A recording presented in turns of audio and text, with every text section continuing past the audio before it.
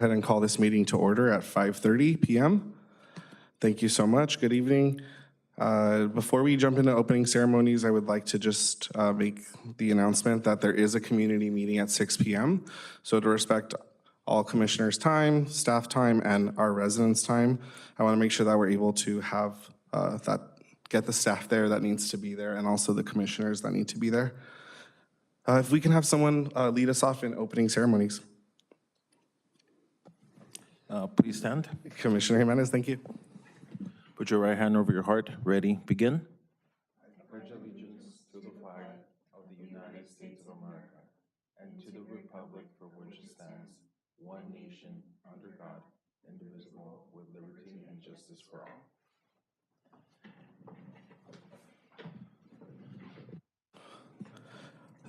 Thank you. If we can move to roll call. Chairperson Santana, Present. Vice Chairperson Lovano, Present. Commissioner Carlin, Commissioner Takayama, Present. and Commissioner Jimenez. Present. Thank you. Next, we will move to any corrections in the agenda. I'll give the commissioners 1 minute to review, if anyone has any.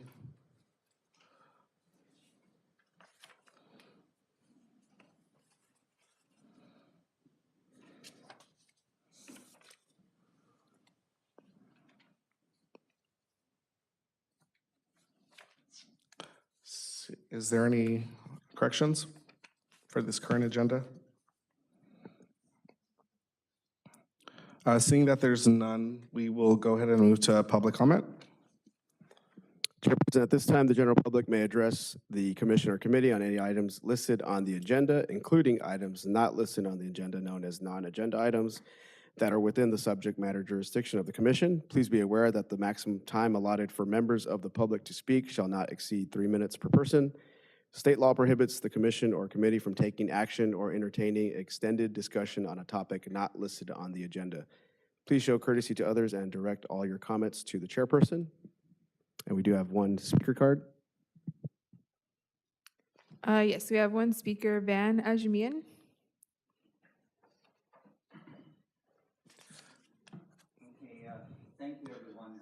This is a continuation of what was presented last month, and the handout is an update. It's a summary. Oh, thank you. The handout is a summary and an update from March 21. I called and spoke with a number of community organizations. I spoke with the police department, community relations, the fire department, public information officer. And the basic message was, you get a QR code, it doesn't cost you anything. You announce points for certain activities, and the idea is that people can get points for helping you out or attending your events. And everybody was interested. Miraculous Metal has St. Joseph's Pantry. The lady who answered said, we don't need volunteers now, but it's a good thing to consider for the future. So there was no objection to the idea.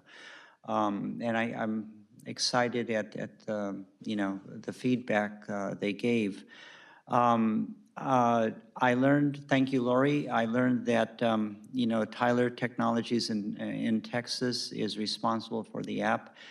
And so the thought occurred, yes, we could try to ask them to add on to the My Montebello app and make it more exciting. It's a basic app, it's a good app. It's a functional app, but put a little glitz and glamour to it by people getting points for reporting potholes or graffiti or whatever, and the points go into their personal accounts. And now we bring in the business community in Montebello, and they just say, you have points, come shop with us. We'll honor those points for something, and it's up to each business what they do. So it goes full circle. That's the basic idea. Now, I spoke with Council Member Melendez yesterday. I explained the idea. He liked the idea, and he suggested we form a focus group, and I asked him, would you like to be on the focus group? And he said yes. And so I think we're set for a focus group. It's going to be a lot of fun. And it's a challenge too, because we don't want to underdo it or overdo it. I mean, we could make this so many points that people will just be overwhelmed and not pay attention. We don't want to have all the bells and whistles like Facebook, for example, where people get tired of it, so it's going to take some real finesse to make this interesting from month to month, but I think we can do it. I'm excited to hear what our community has to say. Okay. Oh, saved by the bell. All right, Saved by the bell. I'm going to Thank you, run Ms. to the Ajian. open house. You'll forgive me, but I'll see some of you there, all of you there. All right, very good. Thank you, folks. So focus group. That's Thank you. our priority. All right, later. Thank you.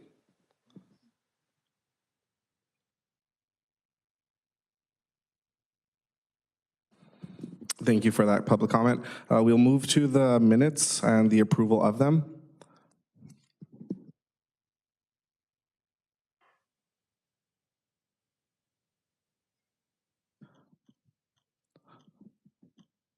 So this approval will be for February 15th, 2024, our regular Parks and Rec Commission meeting, and March 21st, regular Parks and Recreation meeting.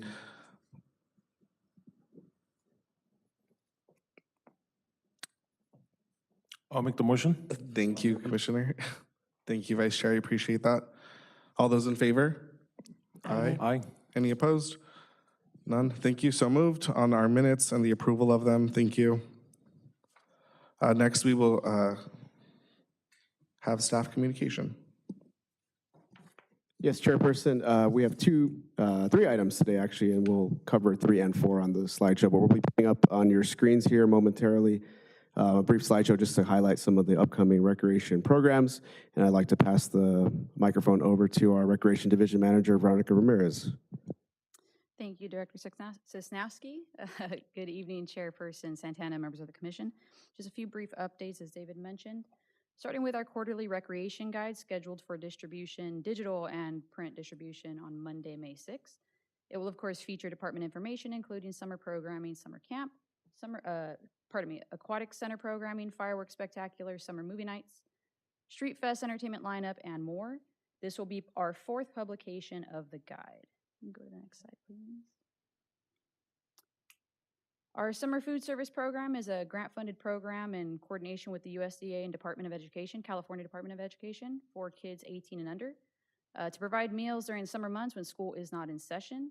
A new contract is proposed to be awarded at the upcoming meeting on the City Council meeting on April 24th. Program is anticipated to run between June 10th and August 9th. Lunches will be served along with snacks at Holyfield Park, Reggie Rodriguez Park, City Park, and Grant Ray Park.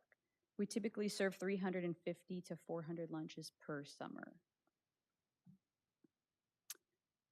Next, our summer aquatics program outline. The George Hensel Aquatic Center is scheduled to open for recreation swim on June 7th. Organized activity will begin on June 10th, aquatics programming will feature swim lessons, recreation swim, lap swim, aqua aerobics, senior aqua zumba, and water polo. Our splash pad at Grant Ray Park is scheduled to begin offering Memorial Day weekend. And lastly, we are looking forward to our community cleanup day this weekend. It's going to be Saturday, April 20th from 8 to 11 at various sites. Cleanup sites include Ashia Park, Chet Holyfield Park, Reggie Rodriguez Park, and cleanup along Whittier Boulevard. We will be having volunteers assist with gardening, tree planting, and painting. Bulky item drop-off will be available at Taylor Ranch from 9 to 4, and e-waste collection on Saturday and Sunday for those same hours. Free compost will be available, compliments of Athens services at Reggie Rodriguez from 8 to 11 at Reggie Rodriguez Park. That's all I have. Thank you. Chairperson and Commission, that actually concludes item 2. So if there's any specific questions about the highlights that were just gone over, feel free at this time. One quick question for the aquatics. How accessible is it that for people with a wheelchair? Accessibility for Yeah. wheelchairs. We are in the process of securing a new lift for the facility. That's actually something that we discussed today. Yeah, because I see some pictures and I seen that had a lift, but I don't know if it was functioning or not. I believe that's an older picture, so it's not exactly in that exact state as of now. Okay. But that is something we're working on. Okay, perfect. Thank you. Thank you, Vice Chair. Is there any other questions on this presentation? Thank you. All right, Chairperson and Commission, moving on to item 3. So we've highlighted over the last couple commission meetings various grant-funded programs and Measure A annual allocation programs. So happy to share with you and the public today what those look like, a little bit more developed at this point. So we've talked about this quite a few times, the Rio Hondo River Access Improvement Project. Second bullet tells you there this is funded through the LA County Regional Park and Open Space districts. Measure A competitive grant program. It's an access program, and how we got awarded that is taking that parcel there that you'll see at the southwest corner of Rhea Drive in Beverly, and essentially what the accessibility part of this project was to make it more accessible for bike riders, for walkers, for horse riders, et cetera.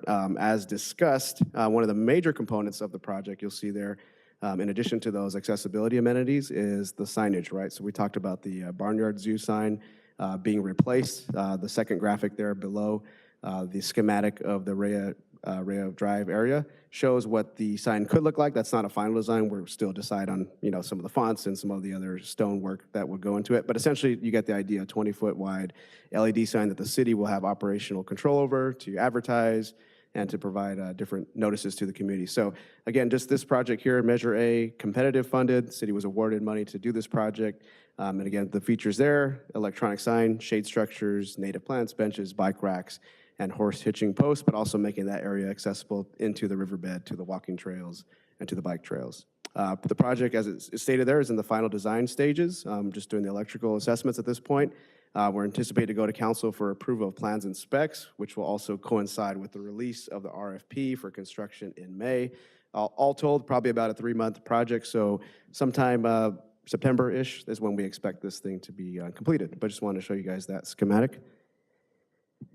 Another Measure A annual allocation project, and we talked about it at the last commission meeting. We had a walkthrough, that was discussed last time, to look at the assessment of the facility. And this is, again, for accessibility purposes, making that field accessible to all. We're going to be renovating the bleachers, getting rid of them, making accessible bleachers, bringing the underground dugouts as seen in the bottom picture above ground, again, accessibility. And the design of the project just started after we had that kickoff meeting, and we're expecting that to take a couple months before we do the same process of taking the plans and specs to council. So another highlighted Measure A project for you guys. Our community garden at, formerly at Grant Ray Park, and we'll talk about that here. So this project will feature several garden beds available to Montebello residents. It's funded by LA County Regional Parks Open Space Measure A annual allocation program. Just a little bit of transparency here for the commission. The original concept for the garden was at Grant Ray Park. We did outreach at Grant Ray Park. We had several designs at Grant Ray Park, but we decided to relocate this concept to Hollyfield Park. As you guys are aware, there's a couple older facilities at Hollyfield Park that were, one recently demoed and one about to be demoed, and will leave a nice open space at the north end of the park. But also, there's a lot of issues that we had with Grant Ray, specifically with the reclaimed water there and accessibility. So it would have cost a lot more to build a community garden there.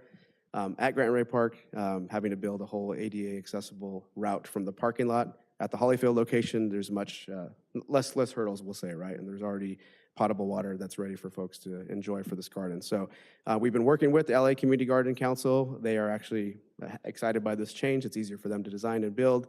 So they'll be out in May to look at the site and design a new community garden for us. Construction is a simple one. Once that other building is demoed at Hollyfield, it's a quick construction job. There's already a flat area there, will be a flat area there. So we're anticipating to have this start in summer with the garden opening in fall. And that concludes item 3. So if there's any questions about the Rio Hondo project, the City Park Ball Field, or community garden, I could take those at this time. If any commissioners have any questions, I will ask one first and then entertain our commission. First, I just wanted to recognize and kind of ask a little bit more of the question around the ADA accessibility. A lot of our commissioners are really passionate about inclusivity, and I really appreciate it. Are you able to remind me the parks that kind of are compliant right now with that accessibility? It's an amazingly loaded question. So the city's undertaking a large-scale ADA accessibility. Got it. Just for the park specifically. Public Works Department also did what they call a transition plan that tells the city at all city facilities what transition from parking your car or arriving in a wheelchair van or whatnot, and how do they get to a facility, right? So our study is looking at the playgrounds, the park facilities, and making them accessible for recreational, like adaptive programming, right? So every park has its challenges. So I won't say more than that. I understand what you meant about a loaded question. Yes, there's probably different levels of different areas that have or need accessibility. So thank you. I'll reframe my question and come back. Thank you. Any commissioners have any questions? Okay, Thank you. thank you. And we'll move to our last item for today, golf course updates. So happy to announce that a couple things. So the golf course is scheduled to open to the public after a major renovation.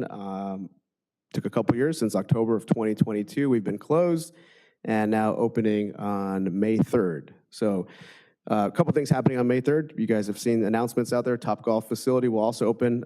City's jurisdiction is to manage the golf course, the new 9-hole. A couple action items, and we share this with the commission because there is the subcommittee that's with this commission that works on the golf course, and we'll be sharing more details with you committee members specifically. But renovated golf course in Top Golf will open May 3rd. In January, the city council awarded a contract to Troon, who do the maintenance, operation, and management of the golf course. And at the last council meeting, April 10th, we adopted new fees. Probably hard to read there, but the city went through about 14 years without updating the golf course fee. So we modernized that, made it a little bit simpler, less categories, but also still trying to offer deep resident discounts through a resident and players rewards card, and also specific student and youth discounts. So those are the real brief golf course updates, but we invite the commission out. You guys probably received some invites for some of the groundbreaking stuff that's going on and ribbon cutting stuff that's going on in a couple weeks. So that's our brief summary of what's going on at the golf course. We look forward to sharing more information about how the golf course performs here in the near future.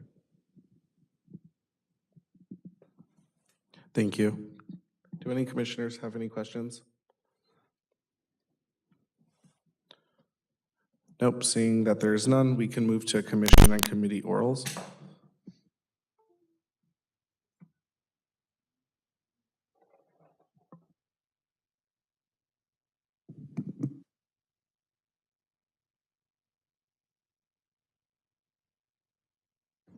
Okay, I just wanted to say a simple thanks as we get into committee orals. Appreciate everybody's due diligence as we kind of open things, move things, a lot of renovation and changes in the city.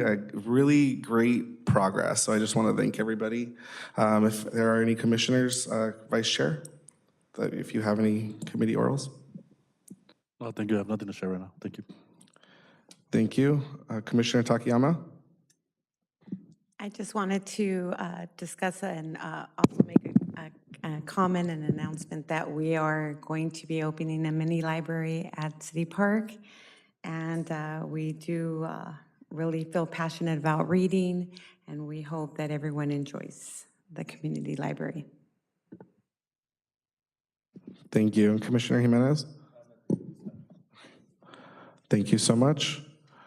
At this time, we'll move to adjourn our meeting at, if I can get a motion. I'll make the motion. Thank you, Commissioner Jimenez. I'll second. Thank you, Vice Chair. All those in favor of adjourning at 5:49? Aye. Aye. Any opposed? None. All right, let's close out our meeting. Thank you.